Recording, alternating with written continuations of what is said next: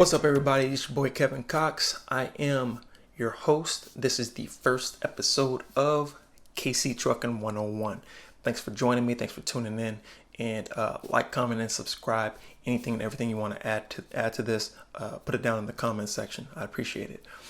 So, who am I? Look, I've been driving trucks since 2006. Got my CDL in Houston, Texas.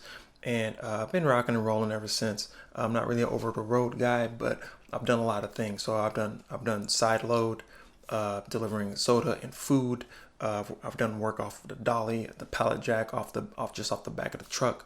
I've never done really over-the-road stuff, but I've touched a whole lot of different jobs across the industry. So I'm bringing a lot of knowledge here. I've even been a CDL instructor and a driver trainer at certain companies. I'm used to and familiar with pretty much every aspect of trucking, except for a few little nuggets here and there, and I'm willing to bring in other people that have more knowledge than me on those topics. So thanks for coming. Thanks for rocking with me. So what I'm going to be doing is doing a little reaction to a couple of videos here, and let's tune in. I don't want to take too much longer. Let's jump into it. Tonight, the Livingston community is devastated following the death of a 15-year-old boy. The teen hit by an 18-wheeler while getting off of a school bus. Investigators say the bus had its red flashing lights on and stop signs out. Fox 26's Matthew Seedorf reporting from where it happened tonight, just north of Livingston. It happened Thursday in the early evening hours north of Livingston on Highway 59. The 15-year-old boy was getting off the school bus when an 18-wheeler crashed into a car behind the bus, then swerved to the right, striking and killing the young teen. The driver, identified as 41-year-old Gregory Jackson, has been arrested and charged with criminal negligent homicide. Man, that right there was tough to see. So right there you have a 41-year-old driver, and this kind of sends chills down my back. You got a 41-year-old driver in Livingston actually having a fatality accident. When I first got my CDL, a friend of mine had a fatality accident, took someone's life, unfortunately, and this sort of stuff happens. We got to be paying attention. We got to be doing the boring, the corny stuff. The only thing that I could suggest to have fixed this situation, not fix it, but to have prevented this situation was, and it sounds cliche, Smith System training. You know, I got my CDL at Pepsi Bottling Company in Houston, Texas, and they made us retake the Smith System training once a year, and eventually it just started to sink in. The principle that would have applied to this situation was probably either aim high in steering or get the big picture. Just meaning you look around and you see, you don't just look just at the car in front of you. You can get highway hypnosis like that by just looking at the car in front of you. You need to be paying attention to everything going on around you, and not just like, duh, I'm just staring at this tree going by, I'm looking at a squirrel over there, I'm staring at a fire hydrant, you know, and oh crap, there's a car in front of me. It's really more like I'm kind of zooming out a little bit, and I'm trying to have larger awareness. Another thing was aim high in steering, which means look further up the horizon than just right here in front of you. So you get this all nailed down. I got a safe following distance from the car in front of me. He's not stopping anytime soon. The light is green. It doesn't look like anything's jumping out of traffic. Now let me start scanning further up the road because I'm an 18-wheeler and it takes longer for me to stop. That's what's going on right now.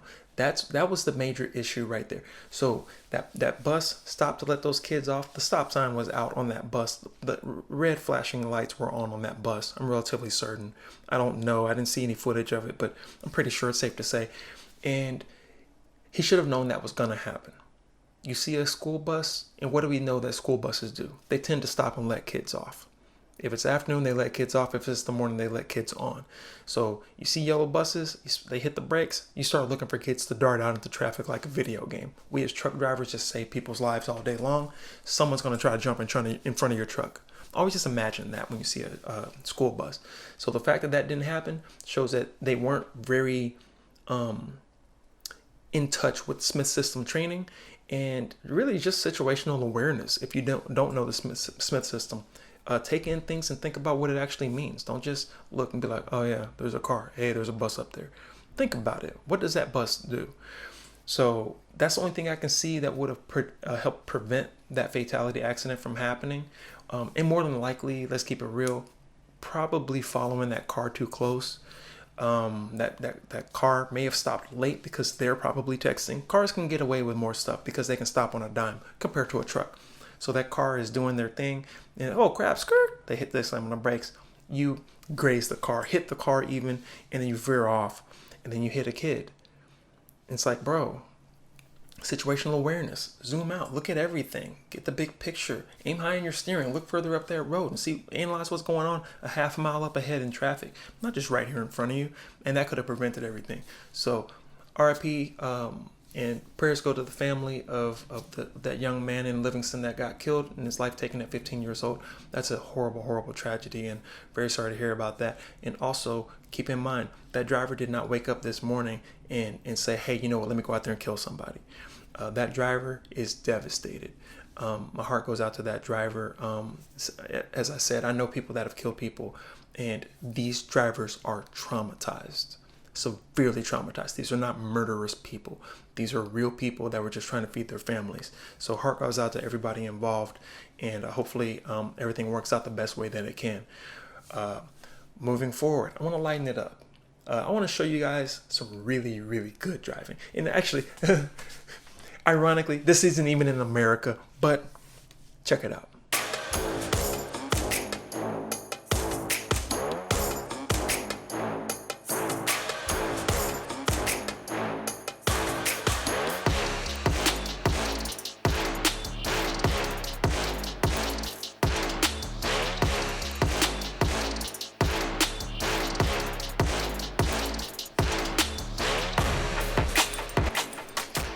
Jeez, buddy bossed up on this double trailer.